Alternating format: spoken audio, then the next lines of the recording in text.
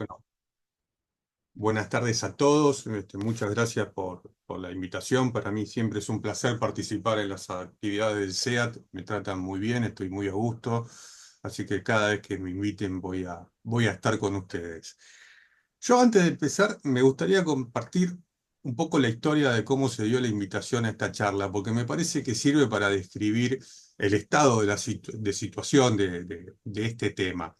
Me invitaron a hablar un viernes hace varias semanas y yo le pedí pensarlo porque la verdad que era una charla inusual. Esto de hablar del super IVA era un tema no cotidiano, ¿no? Había que darle contenido a esta charla. Dije, bueno, déjame que lo pienso y después volvemos a hablar, ¿no? En los tiempos actuales, redes sociales mediante, estamos bastante acostumbrados a que parece que hay que salir a hablar apresuradamente, tal vez a veces medio en forma irreflexiva sobre los temas más variados, una suerte de carrera que no sabemos a dónde nos lleva de hablar rápido y no sabemos, pero rápido tiene que ser, ya. Y yo trato de no competir en esa carrera porque la perdería irremediablemente. Yo necesito tiempo para entender los temas, para reflexionarlo, escuchar a otros, revisar mis ideas. La rapidez definitivamente no es una de mis cualidades. Las pocas cosas que he aprendido en mi vida profesional y en mi vida en general ha sido producto de la cantidad de tiempo que le dediqué a esos temas, ¿no? Con esto no quiero decir que no hay que hablar del tema, creo que sí, que hay que hablar de este tema, que hay que ocuparse, que hay que profundizar, que hay que tener idea de qué se puede tratar, por dónde puede venir, pero hay que hacerlo desde ese conocimiento y sabiendo de dónde estamos parados, ¿no? Eh, Después de la charla de ese viernes de SEA, pasé el fin de semana buscando qué había, qué información teníamos, la verdad que eh, alguien culposo piensa rápidamente, acá me comí algo, hay un proyecto oficial dando vuelta que no conozco, empecé a buscarlo y no encontré nada, la verdad. Eh, Solamente algunas noticias imprecisas, algunos comentarios. Así que el lunes, recordando aquella frase de que lo importante no es saber, sino tener el teléfono del que sabe, le escribí a Oscar Bertea, nadie mejor que él en este tema, y Oscar me compartió una presentación que él ya había hecho en la UBA y que empezaba diciendo: primer desafío, inexistencia de anteproyecto oficial. Así que, bueno, les dije, no soy rápido, si lo fuera, le hubiese escrito a Bertea el mismo viernes y él me hubiese dedicado el fin de semana a, a otras cosas, ¿no? Pero bueno, no fui rápido, pero sabía a quién llamar y no solo Oscar me contestó, sino que lo invité previa conformidad del SEAT para que nos acompañe No, no hoy sé, para le pedía a compartir José. esta, esta exposición, porque para mí es un tema en el que Oscar es uno de esos expositores indispensables porque tiene un amplio e intenso recorrido en esta materia. Así que aquí estamos, ¿no? Oscar tiene un PowerPoint genial sobre este tema que toca todos los puntos relevantes, las distintas opiniones y anteproyectos que han circulado, ningún oficial, vuelvo a insistir. Así que yo me voy a limitar a hacer una introducción un poco general al tema para darle la mayor parte del tiempo a su desarrollo e irme echando mis comentarios, como acordé con él, a medida que el tema se va desarrollando, ¿no?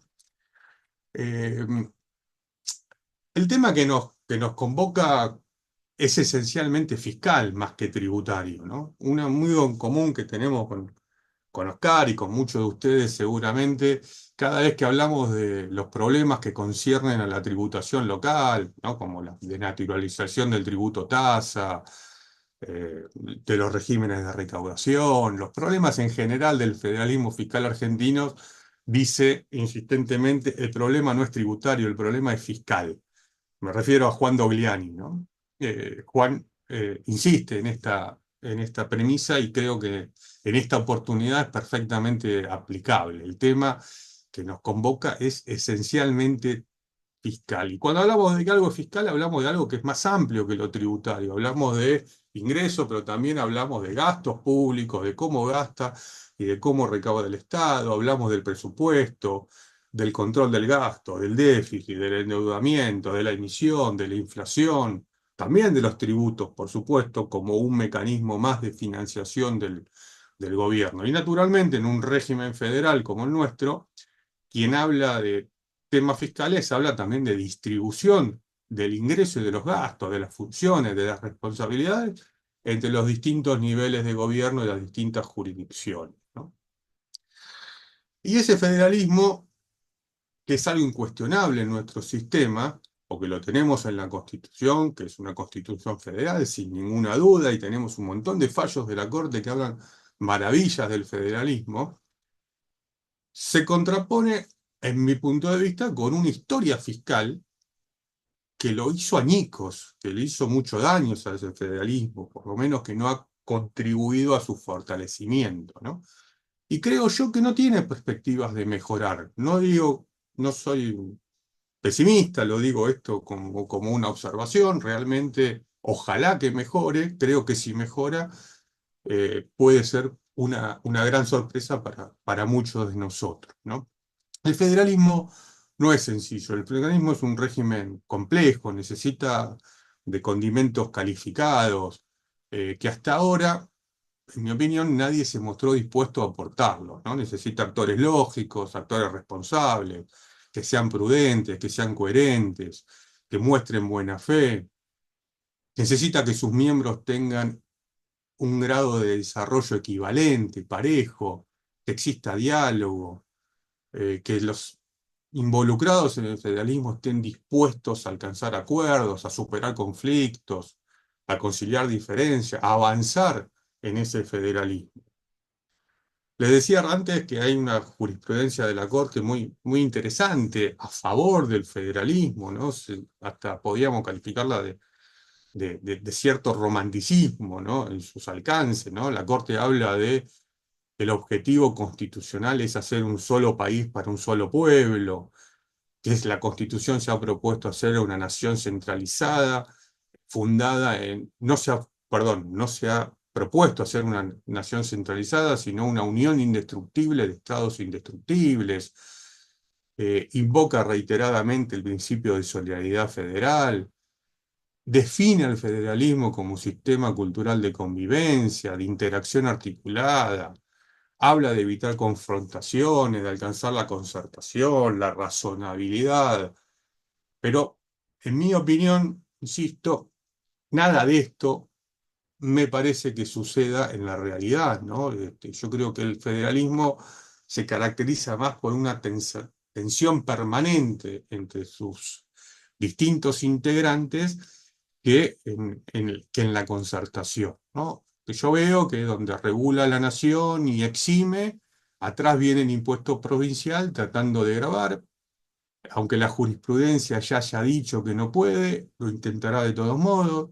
Esto se ve todo el tiempo en materia de transporte interjurisdiccional, de establecimiento de utilidad nacional, de comercio internacional, donde las jurisdicciones se comprometen a eximir, después viene la norma o la interpretación restrictiva, por ejemplo, como pasó con la exención a la actividad industrial y otras en el Pacto Federal para el Empleo, la Producción y el Crecimiento, donde las jurisdicciones acuerdan, también va la nación con modificaciones unilaterales en el régimen de coparticipación, como aquella destinada a financiar la FIP con fondos coparticipados o la detracción del 15% con destino a los jubilados más allá del plazo original establecido, donde la nación recurre desesperadamente a un impuesto a los créditos y débitos bancarios, las provincias dan rienda suelta al CIRCREV, y los ejemplos podrían seguir, ¿no? Pero eh, creo que son suficientes como para demostrar esta tensión que caracteriza cotidianamente a nuestro federalismo. Y yo creo realmente que nuestra democracia está en deuda con el federalismo, ¿no? Nuestro mejor sistema de gobierno, al que obviamente abrazo fervorosamente, creo que no alimentó, no mejoró, no produjo consenso, no mejoró las instituciones del federalismo. Creo que los acuerdos existentes o son heredados de gobiernos eh, de facto, como el convenio multilateral, o son producto de circunstancias políticas especiales en las cuales alguien impuso algo transitoriamente, caso de coparticipación federal, que luego se quedó, o de acuerdos que se firmaron en determinadas circunstancias para luego no ser cumplidos, como el Pacto Federal, como los consensos fiscales. La verdad es que no nos ponemos de acuerdo ni siquiera en cómo se cuentan los plazos y discutimos este tema como si así se fuera a jugar el futuro real del federalismo. Y lamentablemente nada de esto es nuevo. La verdad que yo creo que lo venimos arrastrando de 1810 en adelante, desde unitarios y federales, de Buenos Aires con el interior, eh, de los caudillos entre sí, de aquellos que decían ser federales pero no parecerlos y demás.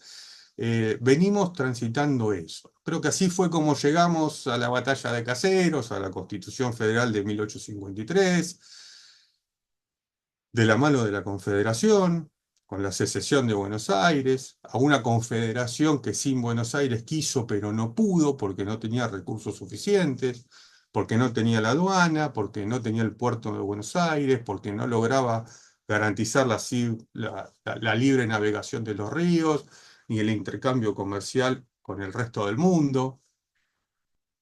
Después llegamos a Cepeda, al Pacto de San José de Flores, a la Constitución Federal de 1860, la reforma de la de 53-60, ¿no? Con la incorporación de Buenos Aires, a la definitiva batalla de Pavón, a la federalización en 1880 de la ciudad de Buenos Aires, su definitiva configuración con la incorporación de los partidos de Flores y Belgranos a la capital federal, ¿no? Eh, Así llegamos a lo que fue, que es la Constitución de 1853-60, fundante de nuestra República Argentina, que adopta un sistema federal, que consagra la autonomía de las provincias, a las que dota de facultades originarias e indefinidas, en tanto son las provincias las que conservan todo el poder no delegado por la Constitución Nacional. A mí me gusta expresarlo en este sentido, eh, el poder no delegado por la Constitución. Yo creo que jurídicamente es la Constitución la que delega las facultades y no es que las provincias se desprenden de ello en la Constitución, sino que la propia Constitución es jurídicamente el kilómetro cero. A partir de acá arrancamos y distribuimos de esta manera, el resto serán expresiones de la historia. Pero también esa Constitución consagra un poder central fuerte, con facultades que serán delegadas o expresas, pero son claras y son suficientes para cumplir con un montón de cometidos que la Constitución le da, muy importantes, como defensa, la cláusula del código, la cláusula del progreso, el comercio interjurisdiccional, el comercio internacional, la moneda, los caminos, las comunicaciones, y la dota a este gobierno nacional de preeminencia en las materias que le fueron delegadas, ¿no? Este esquema constitucional que rápidamente describí, que surge de la Constitución Nacional fundante de nuestro Estado, eh, resolvió todos los conflictos a favor de un federalismo con claridad, ¿no? Aunque crea un Estado nacional potente al mismo tiempo, ¿no? En esa línea es que el constituyente decide la nacionalización de la aduana, la consagración de la libre navegación y la prohibición de las aduanas interiores, que le asignan los recursos aduaneros como recaudación exclusiva del gobierno nacional y simultáneamente traza esa divisoria tradicional que estudiamos en la facultad entre contribuciones directas e indirectas para seguir distribuyendo potestades tributarias, ¿no? Y le asigna al Congreso Nacional la potestad de establecer contribuciones directas solamente por tiempo determinado, proporcionalmente iguales en todo el territorio, y siempre que la defensa, la seguridad común y el bienestar general lo requiera, al Congreso Nacional. Hace silencio la Constitución en lo restante, así que las provincias conservan el poder de imposición en las restantes materias, en materia de tributos indirectos y también en materia de tributos indirectos, salvo cuando sea concurrente porque la ejerza la nación por tiempo determinado. Comentario aparte, merece la dudosa utilidad de esta disquisición entre tributos directos e indirectos, que no es tan sencilla ni es una única clasificación, y históricamente también cuestionable esta disquisición entre tributos directos e indirectos, o por lo menos su proyección actual, porque estamos proyectando una disquisición a una categorización a tributos que no se conocían, no estaban en la mente de los constituyentes del 53 y 60, sino que son tributos que han aparecido en la historia con posterioridad. También merece alguna consideración la situación de los recursos aduaneros, ¿no? La asignación al Estado Nacional, su nacionalización clara en la Constitución del 53-60, creo que tiene algunas características que suelen pasar desapercibidas y que nos describen como país y que muestran nuestros vaivenes históricos. Hay una reforma constitucional en el año 1866 que no suele ser muy recordada, ¿no? Me detengo un segundito en esto como curiosidad, tal vez. La Constitución, el texto original de 1853, asignaba al Congreso Nacional la potestad de legislar sobre las aduanas exteriores y establecer derechos de importación y exportación. Inciso 1. Inciso 2. Imponer las contribuciones directas por tiempo determinado y proporcionalmente iguales en todo el territorio, siempre que la defensa, la seguridad común y el bienestar general del Estado lo exija. En 1860, cuando se incorpora a la ciudad de Buenos Aires, hay un cambio en este primer inciso. Se legisla por separado los derechos de importación en el primer párrafo del inciso 1 del entonces artículo 64, actual artículo 75, y en un segundo párrafo se regulan los derechos de exportación y dice que será facultad del Gobierno Nacional, o sea, del Congreso Nacional, establecer igualmente los derechos de exportación hasta 1866. Y dice que en esa fecha, en 1866, cesarán como impuesto nacional los derechos de exportación, no pudiéndolo ser provincial. O sea, en 1860 el objetivo constitucional era eliminar los derechos de exportación permanentemente, ¿no? Pero en 1866 no pasó nada, porque se reformó la Constitución en esta reforma que suele ser olvidada o no recordada, y se mantuvieron entonces los derechos de exportación como recurso del Estado Nacional. Se modifica el primer inciso y queda como facultad nacional a establecer los derechos de importación y de exportación. Y este esquema constitucional no tiene cambios hasta 1994, con la reforma de 1994. Pero sí hubo cambios en materia tributaria y en materia de potestades, distribución de las potestades tributarias. Porque a partir de 1891 empiezan a aparecer los impuestos internos, impuestos indirectos, recaudados por el Estado Nacional, ¿no? Primero, con la presidencia de Carlos Pellegrini, una primera ley con un tributo temporario. Luego, una extensión de ese tributo, ya en 1894, a la que se le quita directamente la vigencia, la temporalidad del impuesto, ya se queda como un recurso permanente.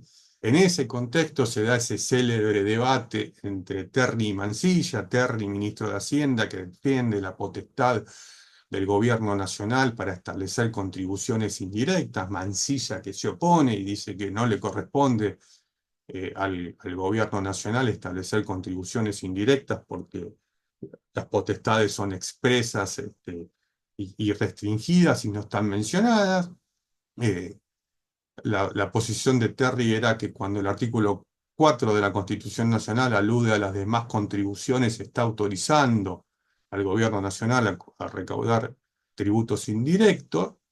Así que los impuestos indirectos llegaron para quedarse, porque se quedaron efectivamente, y ese debate lo termina ganando a la larga Terry, porque la Corte en 1927, en el célebre caso Simón Mataldi, convalida la potestad del Estado Nacional para recaudar tributos indirectos, ¿no? Con fundamento en esto que les contaba antes del artículo 4 de la Constitución Nacional. Y así llegamos finalmente a la reforma constitucional de 1994, que constitucionaliza Mataldi, ¿no? Porque el actual inciso 2 del artículo 75 dice que corresponde al Congreso Nacional imponer las contribuciones indirectas como facultad concurrente con las provincias, mantiene la facultad de imponer las contribuciones directas siempre por tiempo determinado y proporcionalmente iguales en todo el territorio del país, y siempre que la defensa, la seguridad común y el bienestar general del Estado lo exijan, esto sin cambio, y agrega la reforma del 94 que las contribuciones previstas en este inciso, tanto las indirectas como las directas, con excepción de la parte o el total de las que tengan asignación específica, son coparticipables. Y acá aparece la constitucionalización de la coparticipación. Pero ¿por qué aparece esto de la coparticipación que antes no estaba? Y aparece porque desde 1891, primero con los indirectos, la nación recaudó tributos indirectos, primero los internos, después ventas, a partir del 32 el impuesto temporal por tiempo limitado a las ganancias, que nunca más se fue. Y ahí es donde aparecen los acuerdos de coparticipación, dentro o fuera de las leyes del tributo, garantizando la participación de las provincias en su recaudación, y en medio de esa coparticipación empiezan a aparecer también las pautas de coordinación de potestades tributarias, donde las provincias fundamentalmente, a cambio de la coparticipación, se comprometen a ajustar los tributos a determinadas pautas y a no establecer tributos que sean análogos a los nacionales coparticipados, situación que termina en cierta medida dejando a las provincias y a los municipios sin terrenos baldíos para nuevos tributos, como se suele decir, ¿no?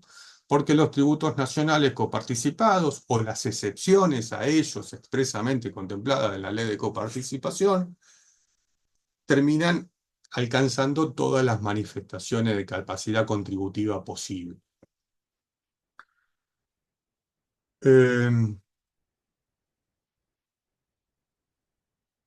Bueno, de esta manera, muy rápidamente contado, llegamos al esquema de distribución de potestades tributarias vigente, ¿no? Que a mí me gusta decir que es constitucional hasta ahí, porque si bien la Constitución de 1994 lo avaló, al constitucionalizar tanto Mataldi sobre impuestos indirectos como el régimen de coparticipación, también la Constitución dijo que se debía dictar una nueva ley de coparticipación con pautas objetivas que la vigente no tiene, y esa ley de coparticipación no fue dictada. Además, el régimen constitucional eh, sigue omitiendo que uno de los tributos nacionales más importantes es un tributo por tiempo determinado, como es el impuesto a las ganancias, que solamente puede ser por tiempo determinada la potestad del gobierno nacional, lo que es bastante raro, ¿no? Para un régimen constitucional que está instalado en torno a él. Eh, y mientras esto sucedía, en los niveles provinciales aparecía el impuesto a las actividades lucrativas, que derivó en el actual impuesto sobre los ingresos brutos, y que se instaló como la mayor fuente de recursos tributarios propios de las provincias, ¿no? Ese tributo que apareció de la mano de Diro Harach en la provincia de Buenos Aires en 1948, que rápidamente se extendió a la ciudad de Buenos Aires y a los territorios nacionales, y que rápidamente también fue copiado por el resto de las provincias, al punto tal que en 1954 ya teníamos el primer convenio multilateral. fue diseñado de tal manera, por Dino Harach justamente, para que no sea análogo el impuesto a las ventas. Por eso el impuesto sobre los ingresos brutos hizo foco en el ejercicio de la actividad con fines lucrativos por parte del contribuyente en la jurisdicción, hizo foco en su hecho imponible, distinguiéndolo, separándolo de su base imponible. Dino Harach concebía el impuesto sobre los ingresos brutos como una evolución progresiva de las patentes o de los derechos fijos que cobraban los gobiernos locales a quienes ejercían el comercio o la industria en sus jurisdicciones. Lo valoraba Dino Harach y lo defendía el impuesto por su proporcionalidad, por su relación con los ingresos que obtiene el contribuyente, en lugar de los montos fijos que eran una traba para el ejercicio de las actividades.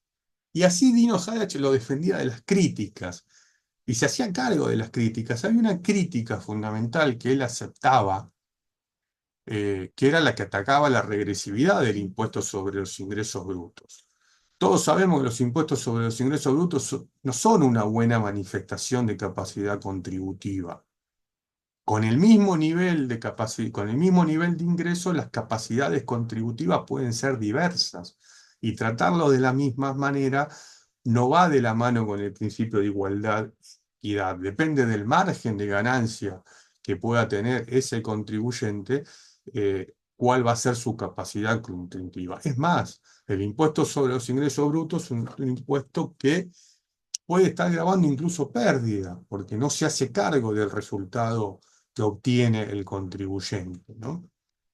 Pero bueno, como les dije antes, Harach aceptaba esa crítica, pero justificaba el impuesto porque decía, con una alícuota del 0,4% sobre los ingresos del año anterior, es una incomodidad, es una crítica que puede ser tolerada, ¿no? No sabremos qué diría Harach ahora con alícuotas que superan largamente el 4%, que ya no van sobre los ingresos del año anterior, sino sobre los ingresos corrientes e incluso se paga anticipadamente por la proliferación de saldos a favor, ¿no? Pero sabemos lo que dijo Harach en aquel momento. Pero bueno, más allá de todo esto, ya para concluir, el impuesto sobre los ingresos brutos, que ha sido el más criticado, tal vez el más atacado, sobrevivió hasta hoy en día porque es eficiente, porque es fácil de recaudar y de controlar, porque es conocido también, y sobrevivió y superó distintos intentos de derogarlo, de reemplazarlo. En la década del 70, con la aparición del IVA, se lo derogó un año y volvió al año siguiente con su denominación actual. En la década del 90, con el Pacto Federal para el Empleo, la Producción y el Crecimiento, que lo morigeraba primero para alcanzar su derogación posterior. Esto con las conformidades de la nación y de todas las jurisdicciones, en el marco de un proyecto nacional diferente, pero que nadie terminó cumpliendo. También fracasó el intento del consenso fiscal 2017 con un objeto más modesto que pretendía morigerarlo, reducirlo, quitarlo en ciertas actividades y sacarle el efecto mochila, ¿no? Llevándolo a la última etapa. El impuesto sobre los ingresos brutos, pese a todo esto, está hoy entre nosotros y vuelve a estar en el foco, ¿no? Enrique Bulligoni tenía dos anécdotas divertidas, que a mí me divertían por lo menos, sobre la larga vida del impuesto sobre los ingresos brutos. Una de ellas de la década del 90, porque corrían los 90 y Alfredo de Palma, de la editorial de Palma, le había pedido la actualización del impuesto, del libro clásico de Bulligoni sobre ingresos brutos, y Enrique dudaba porque había salido el pacto y le decía, don Alfredo, ¿le parece publicar un libro sobre un impuesto que va a desaparecer? Y la respuesta de Palma era, usted escriba tranquilo que acá ningún impuesto desaparece. La otra anécdota, ya más reciente, contemporánea del consenso fiscal, eh, también con Enrique como protagonista, estaba invitado siempre, o casi siempre, que se hablaba de ingresos brutos, de coparticipación, de federalismo. Le toca inaugurar una charla que estaba convocada para hablar de la nueva iniciativa de eliminar o de morigerar ingresos brutos, para hablar del consenso fiscal de 2017. Y Enrique se presentó en la mesa y abrió diciendo: este es el 25º velorio del impuesto al que asisto y vengo a dar testimonio del que finado goza de buena salud. Bueno, parece que Enrique no estaba equivocado en esto, porque Enrique ya no está, lamentablemente, pero el impuesto sí. Bueno, y acá estamos nosotros, ante la aparición de estas noticias que hablan del posible superiva, que pretendería reemplazar o desplazar al impuesto sobre los ingresos brutos. Y no sabemos si esto será cierto o no será cierto, si estaremos ante el fracaso de un nuevo velorio del impuesto sobre los ingresos brutos o no. No lo sabremos por el momento, pero mientras tanto aprovecharemos para tratar de entender qué podría ser de este superiva, cuáles podrían ser los cambios que traía aparejados, qué elementos tenemos para ir analizando, y para eso le voy a pasar la palabra a Oscar Bertea, que es el que más conoce de este tema.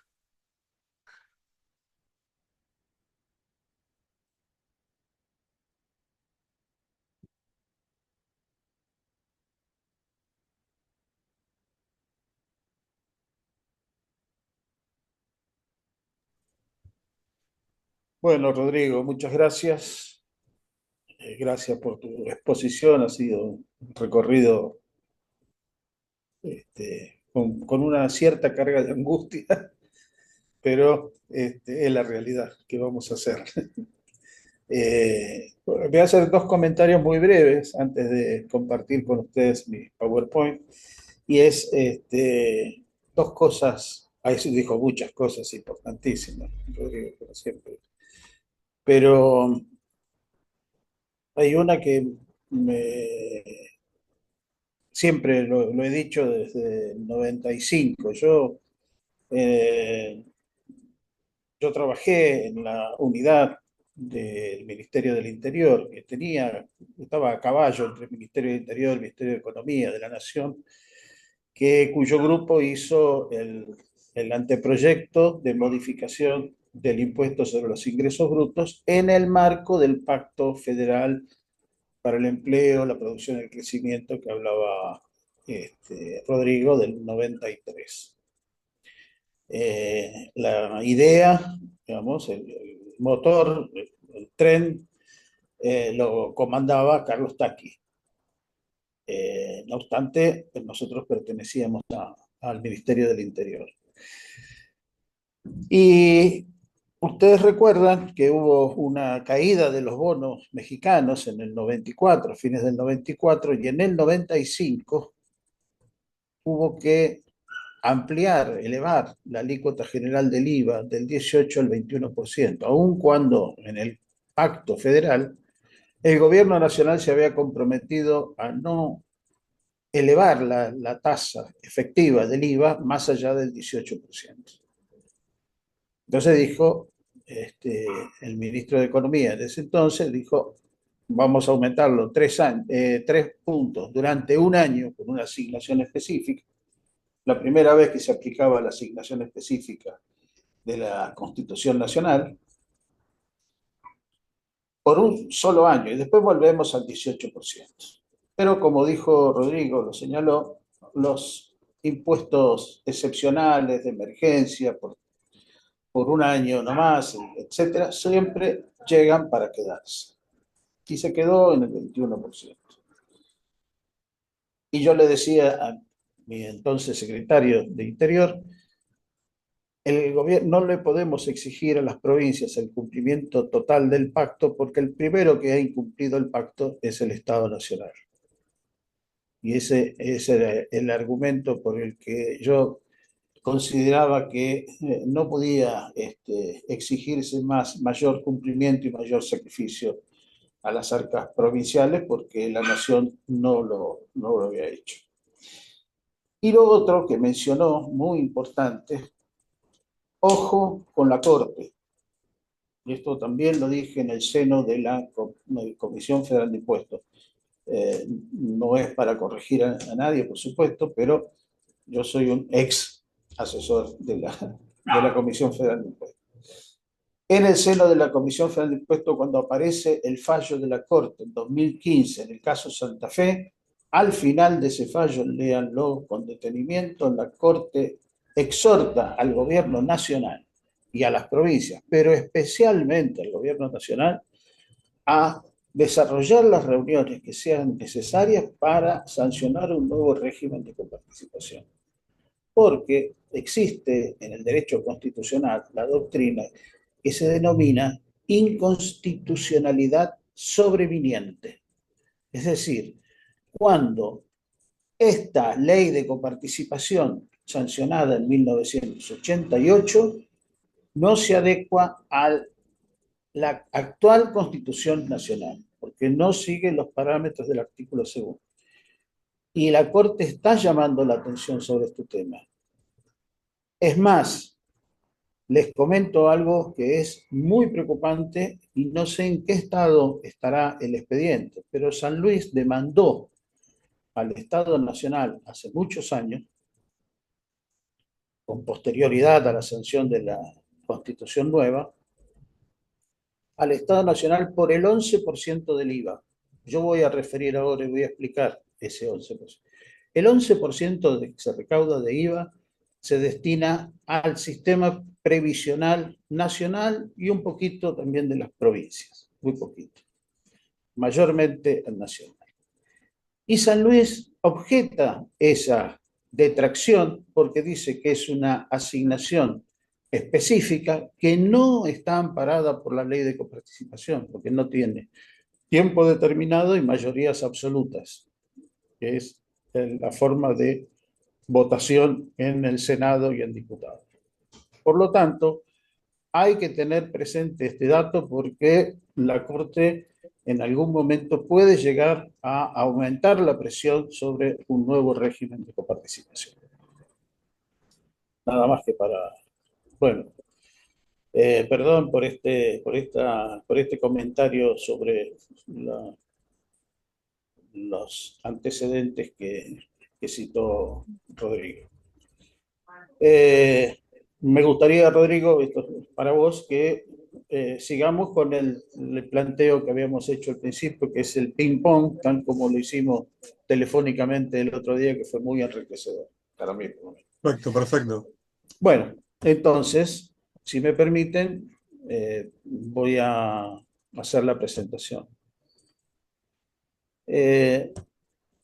Esta presentación lo único que tiene por objetivo es, espero que se vea bien.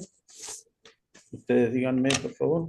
Se ve perfecto. Bueno, gracias. Estoy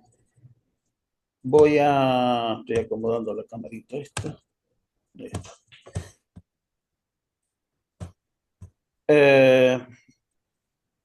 Super IVA dice impacto, desafíos y alternativas legales. Bueno, vamos a ver cómo avanzamos. Es cierto lo que dice Rodrigo, el primer problema que tenemos, el primer desafío, es la inexistencia de un anteproyecto oficial. La verdad, yo no lo conozco. He tomado contacto con gente de la Fundación Mediterránea, con gente de Giordano y también otras consultoras especializadas. Encuentro algunos papers que me han aportado, que me han ayudado a esclarecer un poco, noticias de periódicos especializados, la opinión del ministro de Economía, sobre eso vamos a hablar, y algunas consultoras en temas fiscales que han tratado de elaborar un acercamiento a las consecuencias fiscales para cada una de las provincias. Por lo tanto, yo les propongo seguir esta agenda en esta exposición. Primero, hablar del marco institucional. ¿De qué estamos hablando? Nosotros los abogados tenemos esa manía de institucionalizarlo todo, de meterlo en todo en el marco institucional en el que estamos hablando, para saber qué es lo que tenemos que modificar. La idea puede ser muy buena, pero si no se ajusta a las instituciones que tenemos vigentes, bueno, tal vez las modificaciones de estas instituciones cuesten muchísimo más que el nuevo impuesto. Vamos a hablar de la propuesta del Ministerio de Economía, hasta donde sabemos, igual que la propuesta de la Fundación Mediterránea o del Instituto de la Fundación, que es el IERAL. Voy a referirme muy brevemente a otras alternativas históricas que hubo, sobre todo en la década del 90, como el IVA mochila, impulsado por la jefatura de gobierno del gobierno nacional, y el impuesto, un impuesto a las ventas minoristas, que vamos a explicar después de qué se trata. Voy a hacer algunas reflexiones y al final voy a proporcionarles voy a volcar una sugerencia. Digamos, ¿cómo vería yo que tendría viabilidad desde el punto de vista jurídico? No digo legal, no digo desde el punto de vista económico, porque no lo soy, no soy economista, pero desde el punto de vista por lo menos jurídico. El marco institucional que tenemos es, veamos primero cómo se distribuye el IVA. Lo primero que hay que tener en cuenta es cómo se distribuye el IVA, y he tomado en millones de pesos la recaudación del 2024 de AFIP-ARCA.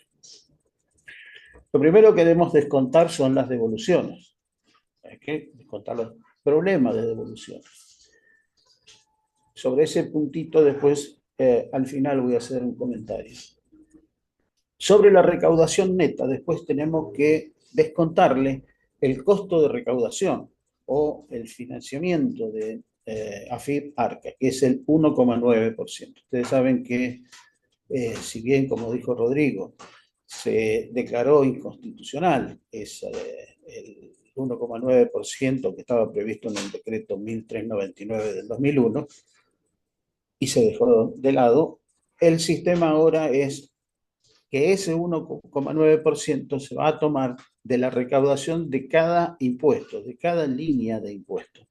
Es decir, previa a la distribución, primero se descuenta el 1,9% y luego se procede a la distribución. De modo tal que este efecto del costo de recaudación resulta neutro para todas las jurisdicciones, incluyendo al Estado Nacional, que debe hacerse cargo del 1,9% de los ingresos aduaneros. Por lo tanto, llegamos a un monto neto a distribuir, del cual debemos apartar el 11% para el sistema de previsión social nacional y provincial. Como les decía, esta es la objeción que hizo San Luis en la Corte, y que tiene, me olvidé de decir, este expediente tiene dictamen favorable de la Procuración General de la Nación, donde dice que este 11% es inconstitucional. El 11% detraído del IVA, del monto neto distribuido del IVA, destinado al régimen previsional de previsión social nacional y provincial, es inconstitucional. ¿Se escucha bien? ¿No se escucha? Hola. Sí, se había disparado un micrófono, disculpas. Se escucha perfecto. ¿Se escucha bien? Sí, sí, perfecto. Se disparó un micrófono. Bueno, no, perdón. Creí que no, porque a veces me falla el mío. Lo que decía que hay que tener en cuenta en este set de advertencias constitucionales que la Procuración está de acuerdo en que se declare inconstitucional el 11% del IVA. Ese es el dictamen. El expediente no ha sido resuelto todavía, pero podría resolverlo o no la Corte, para eso no tiene tiempo. Y entonces el 89% restante es como se distribuye entre el Gobierno Nacional, las 23 provincias con Tierra del Fuego, el Gobierno de la Ciudad de Buenos Aires, la CABA, sigue legalmente en el 1,4%, y el fondo de ATN.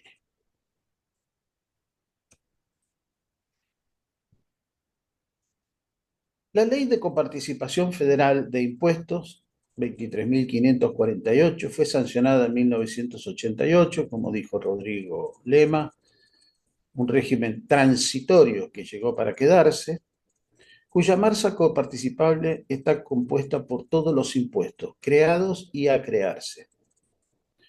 Con la prohibición de establecer impuestos análogos por parte de las provincias a los nacionales coparticipables, y, por ejemplo, si adoptáramos el sistema del IVA provincial, habría que modificar la ley de coparticipación, porque habría que excluirlo de la prohibición de analogía, así como hoy está excluido el impuesto sobre los ingresos brutos, por más que resulte sustancialmente análogo con el IVA.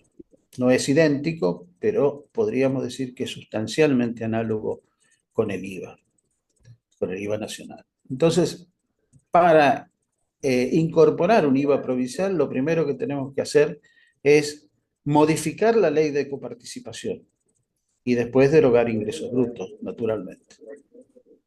Se dan cuenta que ya tenemos acá un primer obstáculo, que es modificar la ley. No sé si me están hablando a mí o... perdón. No. Pasa que hay un asistente que está teniendo problemas con evidentemente, no. está teniendo problemas con el No, está bien. sonido. Yo creí que me estaban haciendo o queriendo hacer algún comentario o pregunta. No, debe Perfecto. tener un tema técnico. Bueno. No hay Disculpa, problema. Aníbal. No hay problema. No, al contrario. Entonces, fíjense que ya tenemos ahí un primer problema. Yo veo un primer problema, porque la ley de coparticipación está cerrada y con moño. Hoy tenemos un artículo, el artículo 15 de esa ley, que establece una suerte de prórroga automática hasta tanto se dicte o se sancione un nuevo régimen. Y eso no está ocurriendo, como bien dijo Rodrigo Lema. Tendríamos que haber tenido un nuevo régimen en el 96. Todavía estamos en veremos. Yo esto veo un primer obstáculo. Segundo, después tenemos el convenio multilateral, es otra ley convenio que hay que tener en cuenta. ¿Qué pasaría con el convenio? ¿Se tornaría inoficioso o inaplicable al derogarse ingresos brutos, tal como está ahora? Lo mismo podría ocurrir con los organismos de aplicación del convenio, me refiero a la comisión arbitral y la comisión plenaria. Tengo otras dudas respecto de los sistemas satélites o de apoyo de la recaudación provincial, llamados CIRPEI, CIFERES, en fin, hay muchísimos y se están incorporando más sistemas. Tal vez eso en alguna medida podrían llegar a adaptarse al nuevo IVA provincial o lo que sea, lo que sea, digamos. Todavía no sabemos qué va a ser. La Constitución Nacional del 94 establece un procedimiento para la sanción o la reforma de la ley de coparticipación, que es alcanzar un acuerdo político previo entre nación y las provincias, las autoridades políticas máximas de cada una de esas jurisdicciones. La Cámara de Origen será el Senado del proyecto y deberá ser aprobado por la mayoría absoluta de la totalidad de los miembros de cada Cámara, esto es, los 37 senadores y 129 diputados. Tienen que tener esos números mágicos. Posteriormente será ratificada por las legislaturas provinciales. O sea, para introducir esa modificación tenemos que pasar por este caminito establecido por la Constitución Nacional. Por supuesto, esto lo incorporé porque alguien me preguntó, bueno, pero entonces si hay alguna provincia que no quiere participar del sistema de coparticipación, ¿se puede ir? ¿Qué pasa si se va, si desadhiere al régimen? Sí, lo puede hacer. no está atado de por vida al régimen de coparticipación federal. En todo caso, recuperará las potestades tributarias que fueron delegadas en el Congreso de la Nación, como dijo Rodrigo. Podrá establecer sus propios impuestos directos e indirectos, llámese IVA provincial, ganancia, impuesto al cheque, combustible, etc. Por supuesto que esto trae aparejada el problema para los contribuyentes. Bueno, pero esa es otra discusión. ¿Sucedió en la historia esto alguna vez? Sí. Las denuncias, la primera denuncia de la ley de coparticipación de 1935 la produjo Corrientes en la década del 50, y eso motivó que el gobierno nacional convocara a todos los ministros de provincia para sancionar una nueva ley de coparticipación de impuestos internos, como fue la ley 14.390. Córdoba, por su parte, denunció el primer pacto fiscal del 92, donde ahí se detraía el 15% de la recaudación para el financiamiento del sistema previsional nacional. Recuerden que tenía motivo porque iba a cambiar el sistema previsional hacia la institución de las AFJP. Y en cuanto a la ciudad de Buenos Aires, denunció el consenso fiscal de 2017 y los sucesivos. No firmó el del 2021 y denunció el 17, 18, 19. Oscar, si me permitís, sobre este tema, ¿no? Justamente, yo creo que desde el punto de vista estrictamente jurídico y constitucional, la discusión sobre este mecanismo de modificación del régimen de coparticipación es lo más interesante, ¿no?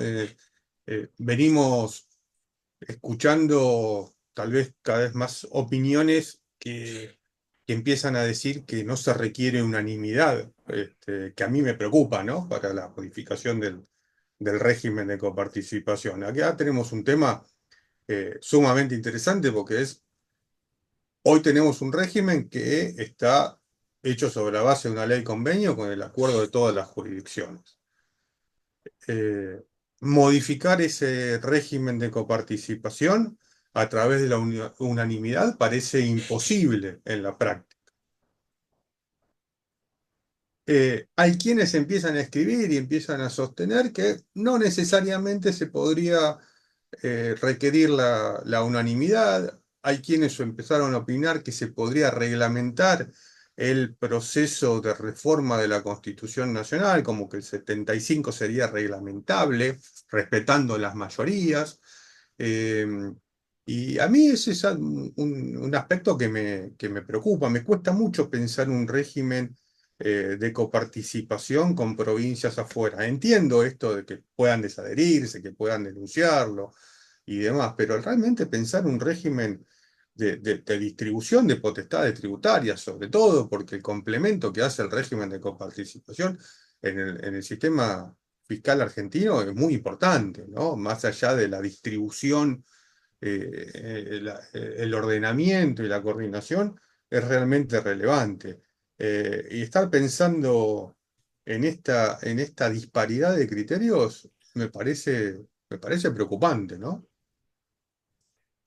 Bueno, eso estuvimos conversando el otro día, Rodrigo, y vos sabés la opinión que tenemos, que tengo y que teníamos también con el recordado Enrique, que la única forma que nosotros vemos de introducir modificaciones es por este proceso, respetando a rajatabla el procedimiento establecido en la Constitución. Porque además la Corte, en ese fallo Santa Fe de 2015, que es importantísimo, tan importante es en nuestra vida constitucional como Mataldi Simón de 1927, que vos señalaste, es tan importante porque la Corte también ahí señala que para poder introducir modificaciones a la ley de coparticipación, porque lo que dice precisamente, y por eso la pone por encima de la legislación local no puede oponerse a la ley de coparticipación, tiene preeminencia, algo que decía Bullitt desde mucho antes de conocerse este fallo. La Corte dice que porque no puede modificarse unilateralmente ni reglamentarse. Así lo dice la Constitución. La unilateralidad, en mi opinión, no es una jurisdicción. Unilateral no quiere decir, para mí, una jurisdicción. Quiere decir la no unanimidad, porque siempre va a ser unilateral si se juntan 10, 15, 20 jurisdicciones para introducir modificaciones en la ley de coparticipación. Siempre va a ser de ese modo unilateral. Unos y otros, como vos decís, unos van a estar adentro y otros van a estar afuera. Y la verdad que después que lo padece es no solo la jurisdicción que está adentro, que está afuera, depende de las circunstancias, sino también el contribuyente, que no sabe porque hoy tenemos contribuyentes multilaterales, todos somos contribuyentes multilaterales, por la tecnología, por la vida económica. Hoy, ¿cuántos contribuyentes puramente locales encontramos? Muy pocos. Debe ser, no sé cuántos serán. Así que yo considero, como dice la misma Corte en ese fallo, al final, que toda modificación debe ser practicada por el mismo mecanismo, el mismo instrumento, y ratificada por las mismas jurisdicciones. O sea, ahí hace un señalamiento muy preciso la Corte, en mi opinión, que es exigirle la unanimidad para introducir una modificación o una reforma de la actual ley de coparticipación. Tal vez distinto será si se quiere crear un nuevo régimen de coparticipación, y bueno, ahí verá que es lo que es cierto, que específicamente no se exige la unanimidad, como sí se pide para modificar el convenio multilateral, ahí sí se exige la unanimidad, pero no para tener un nuevo régimen de coparticipación federal. Pero lo cual, desde el punto de vista político y económico, me parece muy poco viable. El camino para modificaciones por mayoría sería únicamente un camino de reforma constitucional, donde yo creo que sí. Yo creo que yo pienso yo creo que exactamente sí. lo mismo. Fíjate, Rodrigo, sobre las últimas noticias, que están hablando de la distribución de los fondos de ATN de acuerdo con los porcentajes de la distribución primaria y secundaria. Esto significa modificación de la ley de coparticipación, porque la ley de coparticipación dice que ATN es para el conjunto de las provincias. Pues la Comisión Federal de Impuestos interpretó que también debería abarcar a la Ciudad Autónoma de Buenos Aires una vez alcanzado su estatus de autonomía, y únicamente con finalidades de emergencia y desequilibrios fiscales. O sea, emergencia financiera y emergencia de otro tipo. Por ejemplo, no sé, Bahía Blanca. Hay que darle y son fondos provinciales. El Fondo de Aportes del Tesoro Nacional a las provincias. Ese es el nombre completo. Lo que están promoviendo para mí es una modificación directa de la ley de coparticipación federal por este documento que está circulando, que no sabemos si lo presentarán como proyecto de ley o no. Donde, por supuesto, la Nación no está de acuerdo. Primer dato.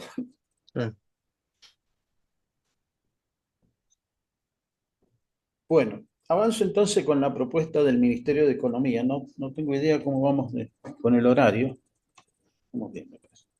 Vamos, perfecto. Bueno, Aprovecho la interrupción. Dale, sí, por favor. Aprovecho la interrupción para decirle, chicos, aquellos que tengan solo el nombre puesto en el usuario, por favor, pásennos el apellido o renómbrense, porque somos muchos, como verán, y se nos complica si no chequear la asistencia. Gracias. Perdón, fíjense que yo Ya. les estoy mandando un mensaje por privado a cada uno de los que no están identificados. Ah, Gracias. Perdón, Aníbal, aprovechamos no, por las favor. parroquiales. No, por favor. Por favor. Este, ustedes avísenme si cómo vengo y cualquier cosa me detienen o me apuran. Ustedes digan. Propuesta del Ministerio de Economía. Vamos a ver qué encontramos de la propuesta del Ministerio de Economía. Aparentemente pretenden un IVA dual. Es decir, la iniciativa del Ministerio de Economía parecería, como dijo Rodrigo, que la alícuota, que la nación se quede con una alícuota del 9% y las provincias fijen una alícuota libre hasta completar en total un 21% como máximo. O sea, lo máximo que podrían establecer las provincias, una provincia sería el 12%. ¿Cuál es la dificultad que yo por lo menos le encuentro? Es el cálculo de la alícuota sustitutiva para cada provincia. ¿Cómo se va a lograr eso? ¿Qué van a sustituir? ¿Qué van a sustituir? Porque según las versiones que tenemos, ya les digo, versiones periodísticas, si se quiere, es que incluiría también a las tasas municipales. No dice, no aclara cuáles. Yo supongo que se referirá únicamente a las tasas con base en ingresos brutos de vengados, digamos, para acumular entonces la alícuota sustitutiva del IVA para cada provincia debería compensar la recaudación, entonces, de la recaudación de ingresos brutos y de las tasas municipales, estas tasas. ¿Cuáles son las estimaciones que hicieron algunas consultoras de economía? Sobre todo el IARAF, que es un instituto que dirige un querido amigo, un economista, Nadine Argañarás. Él señala que con el actual nivel de recaudación calcula entre 11,4 y 10,9% la alícuota sustitutiva del IVA de ingresos brutos y tasas municipales. Yo no estoy seguro de que en esta estimación haya incluido las tasas municipales, porque no lo dice, porque el párrafo siguiente, que es extraído de la consultora Yaraf, dice: como se puede observar, la alícuota estimada de un IVA provincial que permita obtener un rendimiento fiscal similar a la actual recaudación del impuesto a los ingresos brutos, según este método, es aproximadamente 11,4%. Hay otra alícuota, otra mención del 10,9% si se netea de los anticipos de recaudación en porcentaje del PBI. Por lo tanto, como ven, los métodos que están utilizando los economistas pueden llegar a diferir. Y acá no se ve muy claro, porque es así la fuente del cuadro de Nadine. Le voy a sugerir que le ponga más color. Vemos la disparidad, la diferencia que hay entre 4, 5, 6 jurisdicciones que pueden salir airosas de este mecanismo, de esta sustitución, frente al resto de las jurisdicciones, las otras 19 jurisdicciones, cuyas alícuotas o cuya merma de la recaudación iría desde el 6 al 36% en términos de ingresos. Oscar, si Dígame. vos me permitís acá, yo hago un comentario eh, que también tiene relación con alguna de las diapositivas anteriores, que es: ¿cuál es el criterio que no conocemos para determinar cuáles son los ingresos totales de cada jurisdicción? En todo esto que estamos hablando, venimos planteando tanto la dificultad del cálculo de la alícuota de sustitución de cada provincia, como qué va a pasar con el convenio multilateral y sus organismos de aplicación, eh, y, y calculándolo sobre ingresos totales de cada jurisdicción, sin tener certeza de cómo va a ser la asignación en esta propuesta del ingreso de la base que se va a considerar atribuida a cada jurisdicción. Hoy tenemos un impuesto que es nacional, y en ese impuesto nacional, cómo se está atribuyendo jurisdiccionalmente, es absolutamente irrelevante, más allá de que por ahí el gobierno nacional tenga algún criterio, por ahí por el punto de venta o por el domicilio del comprador o el que fuere, es meramente informativo, no tiene ninguna relevancia. Y este es un tema que en el impuesto sobre los ingresos brutos ha sido crucial y fruto de grandes discusiones y cambios a nivel interpretativo en comisión arbitral, por ejemplo, ¿no? O sea, Claro. ¿cómo se va a determinar el ingreso de cada jurisdicción? ¿A dónde corre? ¿A qué jurisdicción corresponde el IVA? Todo eso son interrogantes serios, importantes, que no tenemos respuesta, o por lo menos yo no la tengo. No, totalmente de acuerdo. El IVA nacional es con criterio de destino.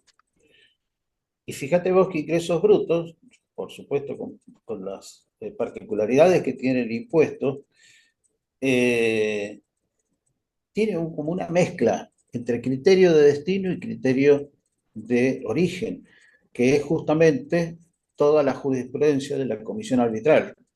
¿A dónde se asigna el ingreso? Depende a quién está dirigido, dónde se presta el servicio o dónde se consume el bien, o en algunos casos con criterio de origen. Por ejemplo, transporte. Criterio de origen eh, claramente es donde se inicia el transporte de pasajeros.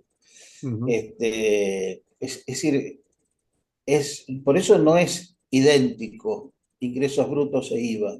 Entonces, No, claro. esa distribución que vos decís hay que pulirla. Ujú.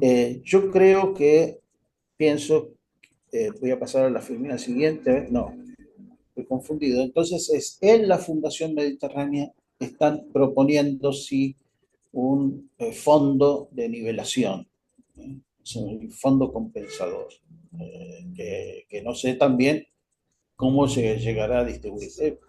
No tenemos paper, no tenemos proyecto en la mano, no tenemos articulado, entonces es muy difícil tratar de eh, indagar hacia dónde va este proyecto, que es un no proyecto por ahora. Ujú.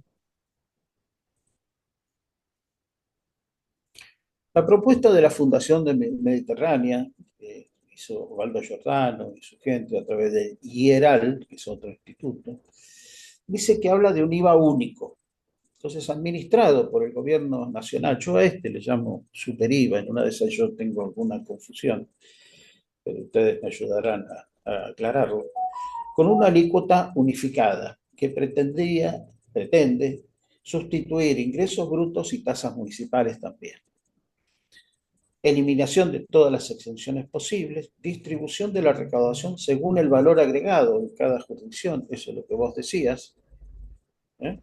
Ese Ujú. IVA, ese super IVA se va a Claro. distribuir de acuerdo con el valor agregado en cada jurisdicción, y creación de un fondo de nivelación para compensar a provincias productoras. Las últimas noticias que he recogido en estas horas, entre ayer y hoy, hablan de que parecería que hay consenso entre muchos economistas y algunos gobernadores de la viabilidad económica, financiera, del IVA único o del super IVA. Eso es por lo menos las noticias que tengo fresquitas. Es viable. Establecer cuál es el valor agregado en cada jurisdicción es tan o más difícil que establecer cuál es la magnitud de la actividad Y, desarrollada en cada por jurisdicción. supuesto, claro. ¿Eh? Bueno, Por eso yo en ese tema económico no me meto porque la verdad que no sé cómo se calcula, con qué datos cuentan, pero en una de esas tienen la fórmula de la Coca-Cola y pueden aplicarlo bien, no lo sabemos, yo no lo sé. El fondo de nivelación también. Yo imagino que en el IERAL han pasado, porque de esto hace años que vienen estudiando el tema de Ujú. sustitución de ingresos brutos. Córdoba hace años que quiere sustituir o modificar no, sustituir ingresos brutos. Pero todavía no he visto nada presentado formalmente. Tengo una consultita en Sí, el chat sí. de Francisco de Neuquén. Pregunta si saben si el informe de IARAF, la variación que mencionan, incluye la eliminación del ICE El del impuesto sobre los ingresos brutos. sobre los ingresos brutos. Sí, pero ¿cómo fue la pregunta? Perdón. Sí, textuales, ¿saben si el informe de IARAF, en siglas IARAF, Sí, sí, sí, la variación que mencionan incluye la eliminación del impuesto sobre sí, los sí, ingresos sí, brutos? sí, sí, sí, sí, sí, porque, perdón, acá estamos, sí. Sumatoria de la recaudación de ingresos brutos. La alícuota sustitutiva del IVA provincial sería el 11% para sustituir la recaudación. Fíjense en el último párrafo. Como se puede observar, dice Nadine Argañarás, la alícuota estimada de un IVA provincial que permita obtener un rendimiento fiscal similar a la actual recaudación del impuesto a los ingresos brutos, según este método, es de aproximadamente el 11,4. Va de suyo que se va a sustituir ingresos brutos, no va a querer compartir un IVA provincial más el impuesto sobre los ingresos brutos, porque si no ya estaríamos en la locura total. O sea, la respuesta es sí, necesariamente sí. Perfecto, muchas gracias. No, por favor.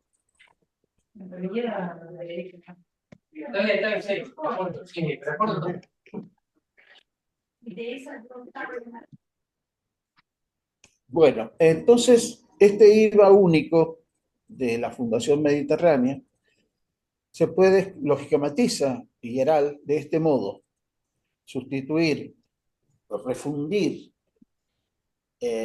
tasas municipales, la recaudación de tasas municipales, ingresos brutos e IVA en un solo IVA, un super IVA. Este sería el esquema que está pensando el Figueral. Y nos dice después, la administración, esto es también de fuente de Figueral, sigue a cargo de la nación por cuenta y orden de las provincias. Simplificar y mejorar el diseño del IVA, unificar alícuotas, eliminar exenciones. Sirve para fortalecer la devolución del IVA para determinados sectores, siempre que se use dinero digital para el pago. Se hablan de la posibilidad de devolver, o sería no la devolución a los importadores del IVA, sino a los exportadores, sino la devolución que se hacía antes con el consumo a través de tarjeta de crédito y de débito sobre todo. Y la determinación automática del impuesto, eliminar la declaración jurada del contribuyente. Esta es la declaración simplificada, o la pro forma, como llaman algunos. Menciono ahora otras alternativas. En el 98 apareció un IVA mochila, se llamaba así, mochila, como una propuesta del Poder Ejecutivo Nacional, específicamente a través de la Jefatura de Gabinete de Ministros, tomando un antecedente de Barzano, un tributarista brasileño, y otros autores, con un IVA destino compartido entre nación, 19%, y provincias, 4%. Esto permitiría sustituir ingresos brutos y sellos. Esta es la diferencia con lo actual. Ingresos brutos y sellos. Ustedes recuerden que estábamos en el marco de la ley de convertibilidad y el todavía vigente el Pacto Federal para el Empleo, la Producción y el Crecimiento del 93, y allí se mencionaba que había que modificar ingresos brutos y tender a derogar prácticamente o dejarlo a la mínima expresión el impuesto de sellos. Las provincias productoras resultaban notoriamente perjudicadas con este sistema, ya lo reconoce el mismo documento del 98, entonces es necesario crear transferencias de igualación, que le llaman. Lo que no sabemos, esas transferencias de igualación, cuál es la fuente de los recursos, si es una fuente del Tesoro Nacional o si esas transferencias de igualación son de las propias jurisdicciones que, que resultarían beneficiadas, digamos.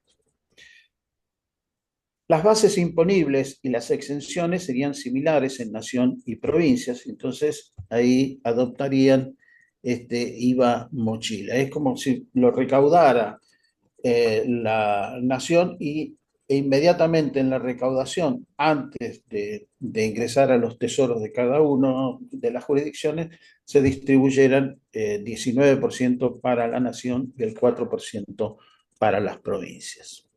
Como verán, ya subían en el 98 del 21 al 23% la presión efectiva del IVA. El otro proyecto habla de las ventas minoristas, que se hizo en unos años antes, del cual yo participé del equipo de trabajo, que se llamó un anteproyecto de modificación de ingresos brutos. Fíjense el detalle en el marco del Pacto Federal del 93, ¿no? Y fue presentado oficialmente en la reunión de gobernadores de Chapadmalal en 1994. Pero dice modificación, anteproyecto de modificación. ¿Por qué? Porque Carlos Tacchi, que era el cerebro, digamos, de todo este equipo, decía: no quiero decir sustitución porque si no van a dejar de pagarme el impuesto viejo y no van a empezar a pagar el impuesto nuevo, por desconocimiento, porque van a esperar a ver cómo se plantea, etcétera, para conocerlo bien. Entonces, él no quería decir anteproyecto de sustitución, sino de modificación. Y en base a eso, el anteproyecto eliminaba el efecto cascada, o sea, lo que hacía era en el texto, porque este es el único, digo, anteproyecto que está redactado a manera de texto, artículo 1, artículo 2, artículo 3. O sea, puede tener millones de deficiencias, pero por lo menos está escrito y Es un está proyecto. detallado. Es un proyecto, digo. Es un anteproyecto, es un anteproyecto ¿por qué? Porque está redactado, Rodrigo. Sí, claro, Tiene un nosotros. montón de dificultades y lo hemos sabido, lo hemos recibido, además lo volcamos en su momento digamos, a todo el mundo para que lo viera, lo estudiara y nos hicieran llegar todas las observaciones que querían. Se eliminaba el efecto cascada, se dejaban únicamente algunas percepciones y retenciones en etapa preminorista para asegurar la recaudación. Un detalle que lo comenté con Rodrigo, un detalle histórico, pero muy importante para tener en cuenta. Tacchi incorporó los llamados controladores fiscales, que los tomó de Italia. Los controladores fiscales estaban para apoyar la recaudación provincial de este impuesto a las rentas minoristas. No estaban destinados a la FIP. Después la FIP se apropió de esa tecnología, que no quiso nunca compartir el software con las provincias, pero en realidad estaba pensado para fiscalizar y recaudar mejor el impuesto a las rentas minoristas en la última etapa.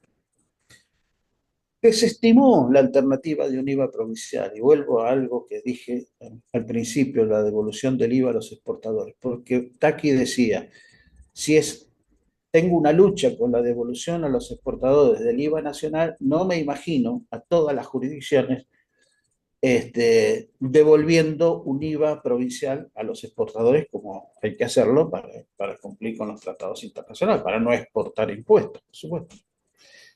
La alícuota de sustitución fue muy alta en ese momento porque teníamos una dificultad, y creo que se va a comprender en el contexto histórico, porque todo se da en un momento histórico. ¿Cuáles eran las estadísticas que teníamos en el 92, 93? La alícuota de sustitución fue estudiada y proyectada en su momento por un econometrista, pero las bases, ¿dónde estaban los censos económicos? ¿Cuántos censos económicos habían en esa época? Esa información que hoy está disponible amigablemente en Internet, en un montón de bases, incluso bases de datos de consultoras privadas, en aquel momento no existía, ni públicas existían. Se creó también un fondo compensador, se creaba un fondo compensador para las provincias productoras, y una crítica feroz que se hizo es que se había establecido un nivel de imposición, o sea, una alícuota como una percepción en las importaciones definitivas de bienes muebles. Cuestión que después se tomó y se estableció en ingresos brutos con el CIRPEI. El CIRPEI está tomado de este modelo, de esta idea que no fue muy feliz en su momento. Reflexionando, entonces, ¿cuáles de las alternativas consideran que ustedes serían recomendables? Y esto sí me gustaría que todos opinaran, si es posible. ¿IVA dual propuesto por el Ministerio de Economía de la Nación o IVA único propuesto por la Fundación Mediterránea, o lo que yo llamo, entendí, no sé si acertada o erróneamente, super IVA? ¿Habría que modificar en ambos casos la ley de coparticipación? ¿Cómo lograr que los municipios se comprometan con las reformas? Todo esto es lo que hay que primero comentar. Yo voy a hacer mi propia sugerencia, si me permite. Si la alternativa elegida fuera el IVA único, que me parece de los dos el más viable, yo recomendaría celebrar una ley convenio con un régimen especial de coparticipación, no por el régimen general de la 23548. Porque con un régimen especial de coparticipación no hay que reformar la ley de coparticipación federal, no hay que meterse con la ley 23548, porque no integraría la masa coparticipable. No cabría impugnarlo este IVA, este super IVA, por analogía con ningún impuesto nacional. Bueno, ahora ya las provincias tendrían ese IVA único, digamos, pero no hay ninguna colisión con la ley actual. Podría tener sus propios índices de distribución, como por ejemplo bienes personales. Fíjense el caso de bienes personales. Es un régimen especial de coparticipación. No es incorporado a la masa de la ley 23.548. Está por fuera, está excluido de la masa coparticipable.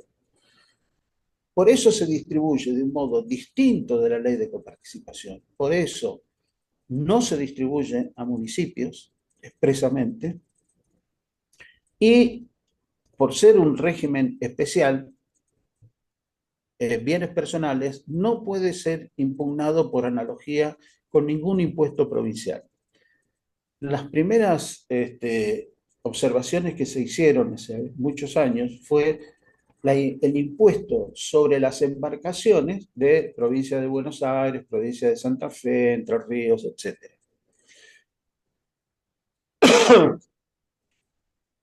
Y se trató de impugnar esos impuestos que alcanzaban las embarcaciones, etcétera, diciendo, miren, este no es un impuesto sobre los automotores, por lo tanto no está dispensado de la prohibición de analogía en la ley de coparticipación, y sí está alcanzado por el impuesto nacional bienes personales, por lo tanto es análogo a bienes personales.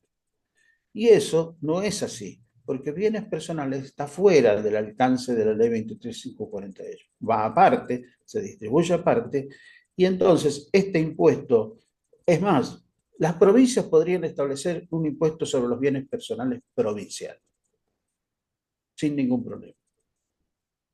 No hay analogía con bienes personales porque está fuera del alcance de la ley 23.548. En algún momento me propuse a una jurisdicción que lo hiciera.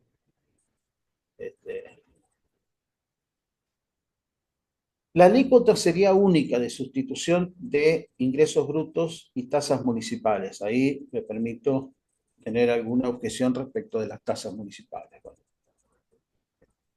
va a ser difícil encauzar a los municipios, porque los municipios tienen un problema fiscal, como decía Rodrigo, y como dice Dogliani, y yo también lo digo, muchas oportunidades. Los municipios tienen muchas asignaciones de funciones y competencias y después no tienen los suficientes recursos para cumplir con esas funciones.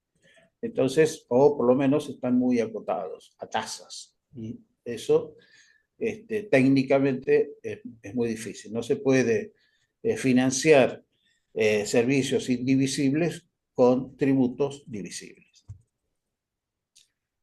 Sería recaudado y fiscalizado por el Gobierno Nacional, ARCA, distribución por el mismo canal que la Ley de Coparticipación Federal, el Banco Nación. Esta distribución sería diaria, automática y gratuita, como es actualmente bienes personales.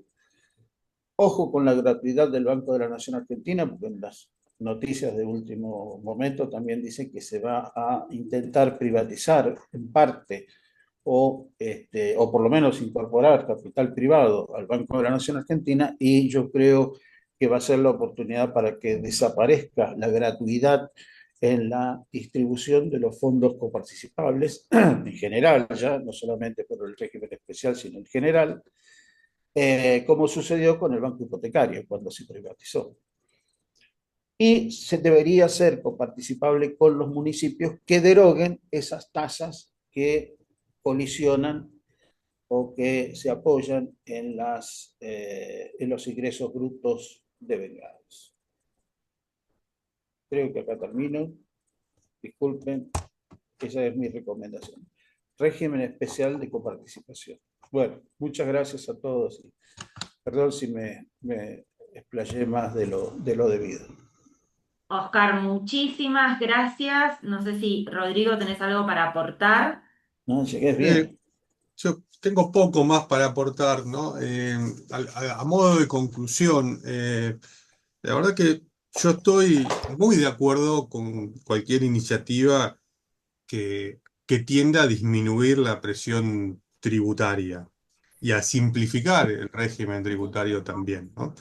A diferencia de otros, yo creo que realmente la presión tributaria es excesiva, es muy alta y que es un ancla para el crecimiento y para el desarrollo del país. Ahora, esta iniciativa, esta propuesta, este rumor, no sé cómo denominarlo, me genera muchas dudas sobre sobre sus características y sobre su viabilidad, ¿no? Algunas las planteé como diciendo, bueno, ¿cómo vamos a determinar los ingresos totales de cada jurisdicción o cómo vamos a distribuir esa recaudación del IVA?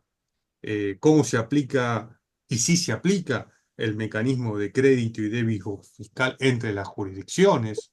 Porque una cosa es el débito y otra cosa es el crédito que tal vez se pagó en alguna otra jurisdicción, o el problema que bien marcaba Oscar de la devolución del IVA en las exportaciones, o va a ser un IVA solamente en la etapa final, más como impuesto a las ventas que al valor agregado, ¿no?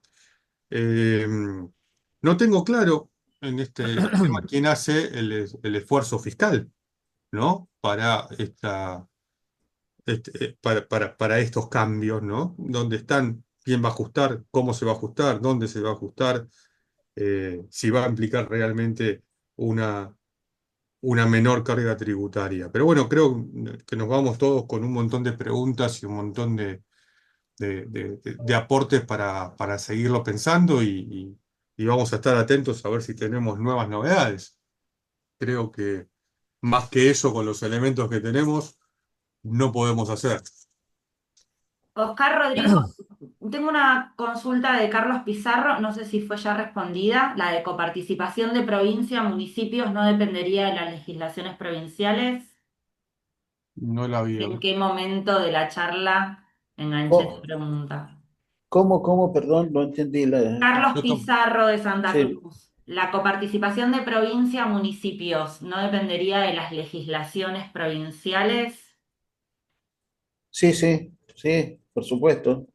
Depende de los... Pero Depende de no, ella, pero también tenés pautas que obligan a establecer el régimen ese de sí, coparticipación sí, a estaba en nivel la ley de municipal, ¿no? coparticipación, claro. Claro. Es obligatorio que Ujú, las provincias coparticipen, transfieran recursos de coparticipación federal ujú, con criterios objetivos y por lo menos quincenalmente. ujú. Perfecto, gracias. Yo, Ay, Ángeles, sí, si Manuel. me permitís, un poco ahí, primero un agradecimiento y después un comentario, agradecerle al doctor Bertea y al doctor Rodrigo Lema bueno, por la exposición, por la, la información que nos dan en un punto en el cual partimos de un poco de expectativa más que de realidad, ¿no? De, de- de escuchar más los títulos de los diarios que de la sustancia de las normas. Los que somos abogados decimos todo muy lindo, ahora bájenlo a un proyecto y veámoslo para a pelearlo. Por Tal ahora cual. lo tenemos como una expectativa. Eh, bueno, Rodrigo en el comienzo y eh, después el doctor Berteán, un poco también nos hicieron un raconto de que esto no es algo nuevo, esta intención por ahí de los gobiernos, de este gobierno nacional o de los gobiernos nacionales de turno, perdón, de intentar simplificar, armonizar, en una mirada que generalmente suele pasar en los gobiernos nacionales, y está bien. Nosotros, por lo menos ahora hablo un poco como, más que como funcionario de AGIP, lo hablo como secretario ejecutivo del SEAT.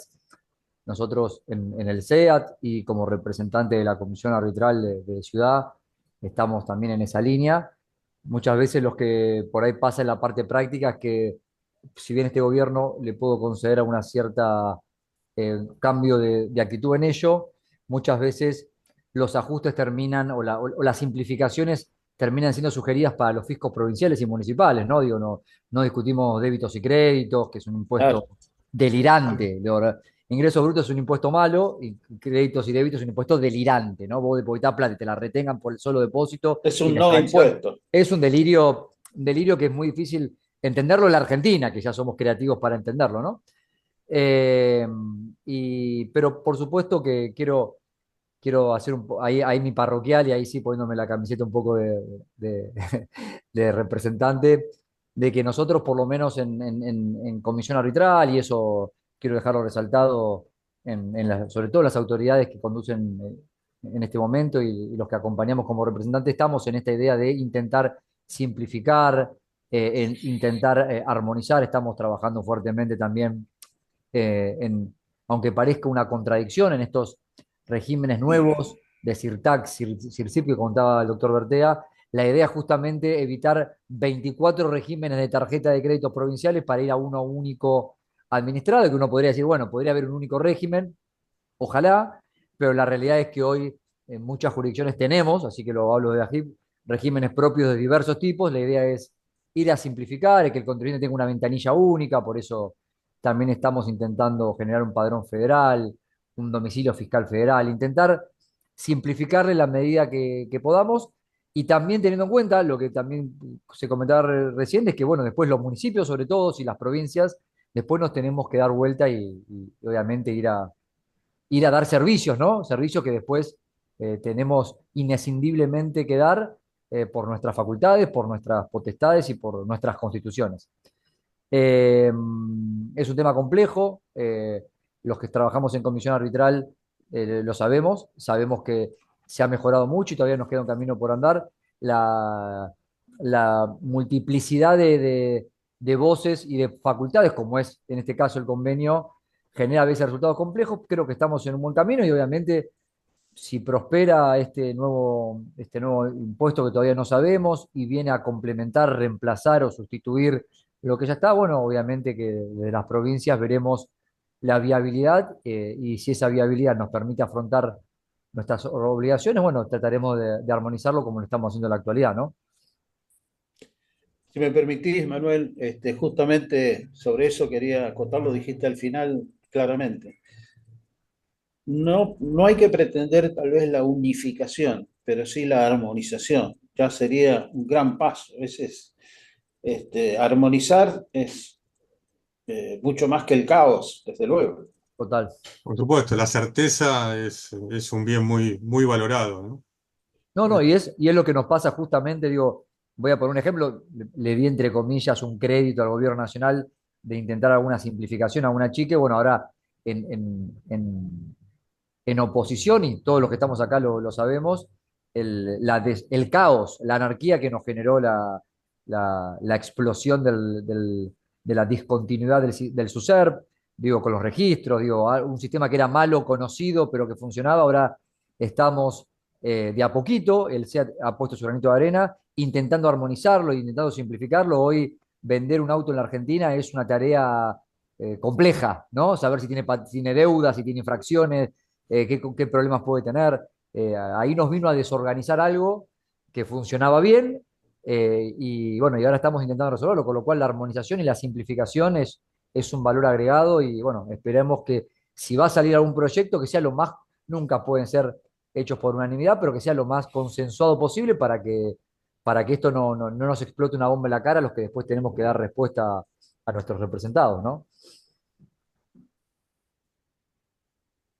Sí, tal Bueno, cual es un desafío y yo creo que desde por lo menos lo que se plantea siempre desde el gobierno nacional, son escenarios de achique o de ajuste del gasto público y eso viene por lo menos del gasto público improductivo y tal vez del productivo también, pero me parece que requiere de un compromiso político de quienes estén involucrados también para hacer ese análisis de su propia situación fiscal para ver en qué se puede mejorar y cómo podemos traducir eso en certeza y, en mi opinión, en menor carga tributaria, porque es muy complejo hoy administrar eso en un escenario de crecimiento, ¿no?